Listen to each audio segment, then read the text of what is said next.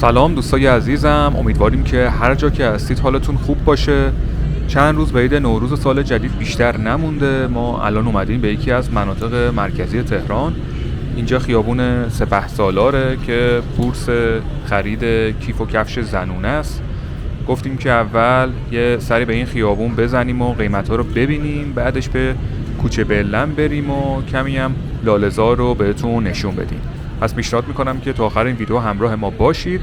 امشب هم چهارشنبه 15 مارچه و ساعت هم تقریباً 6:20 غروبه.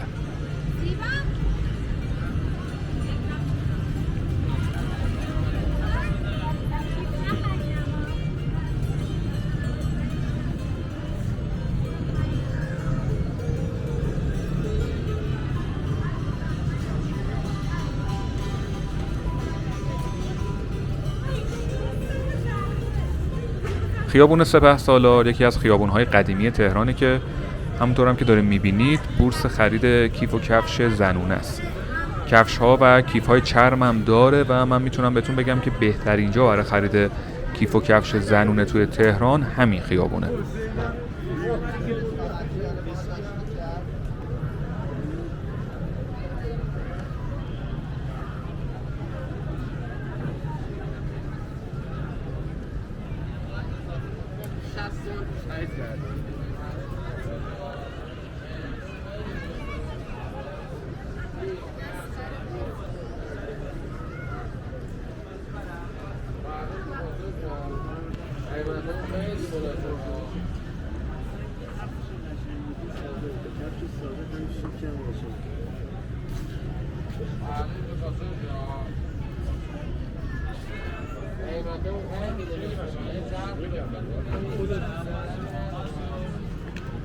پاسور مشتری پاسور که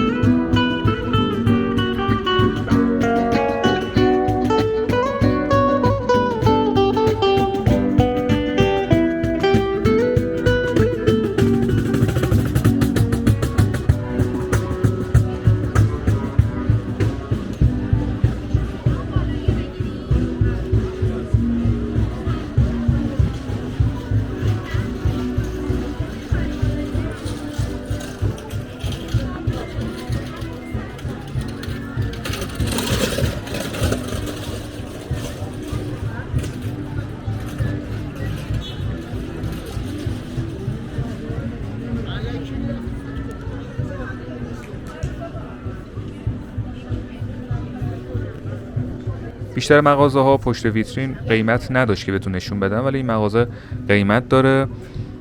این کفش چرم 1,690,000 تومنه که میشه حدود $36.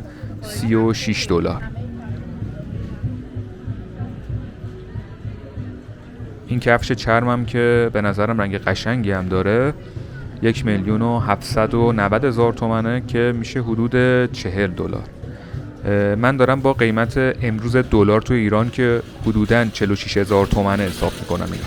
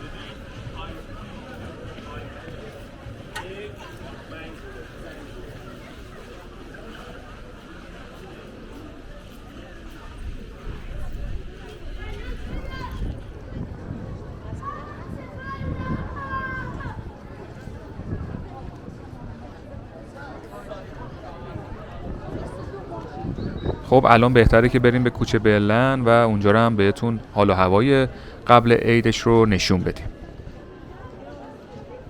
خب دوستای عزیزم، اینجا میدون مخبرالدوله است، یکی از میدونهای قدیمی تهران در تقاطع خیابون سعدی و جمهوری. ساعت هم بهتون نشون بدم 15 مارس و الان ساعت 6:51 غروبه.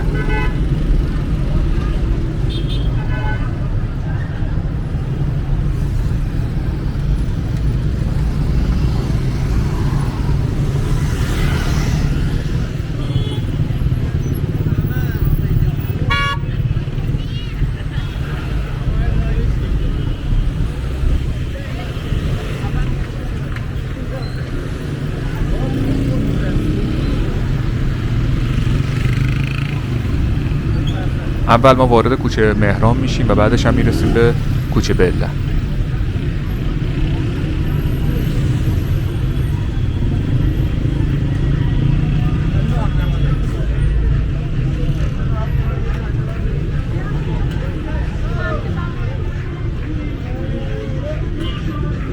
به به، حاجی فیروزم که اینجا هستش. خیلی دوست داشتم که توی یکی از ویدیوها حداقل توی یه جایی میرم حاجی فیروز باشه که حتما تو ویدیو بهتون نشون بدم.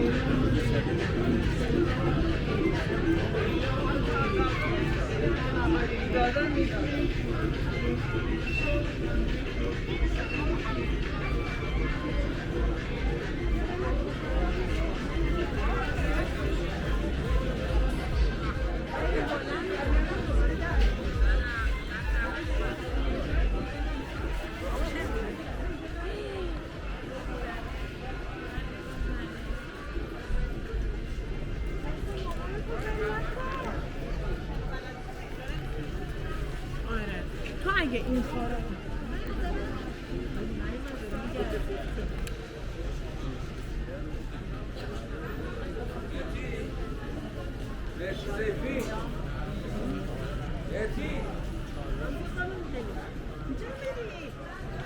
کلاً بخوام بگم قیمت لباس ها تو این کوچه به نسبت مناسب تر از جای دیگه تهرانه. حالا مثلا این تیشرت ها که حراجه 100 تومن دونه 130 تومنه که میشه 2 تا 3 دلار.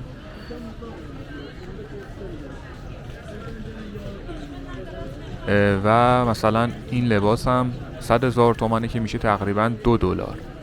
بازم میگم که من قیمت ها رو به دلار میگم که مخاطبای خارجیمون هم متوجه بشن که قیمت ها تقریبا چقدره.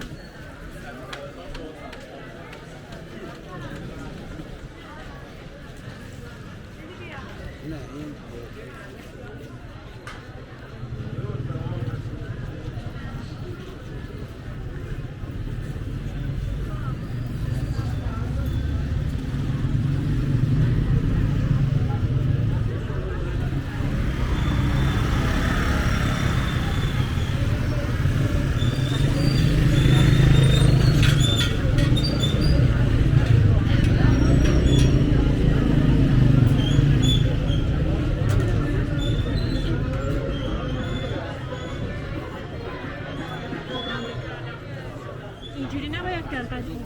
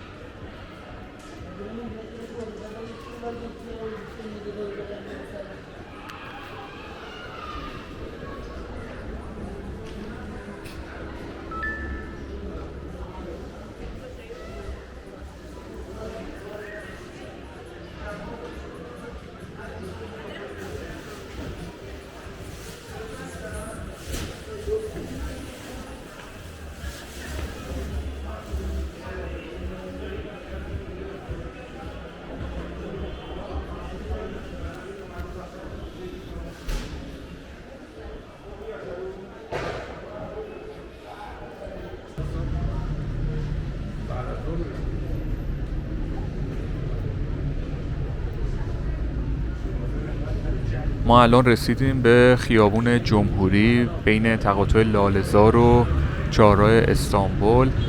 اینجا همیشه یکی از جای شلوغ تهرانه، مخصوصا قبل عید که دیگه فوق‌العاده شلوغه.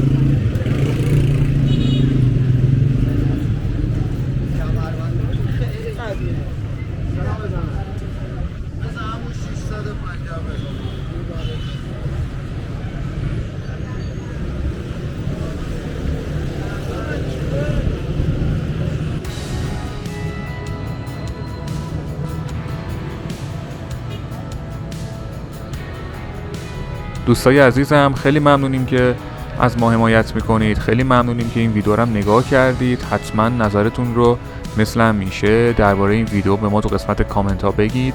امیدواریم که لذت هم برده باشید از تماشای این ویدیو. براتون آرزوی شادی و موفقیت داریم. مواظب خودتونم هر جا که هستید باشید. تا ویدیو بعدی، خداحافظ.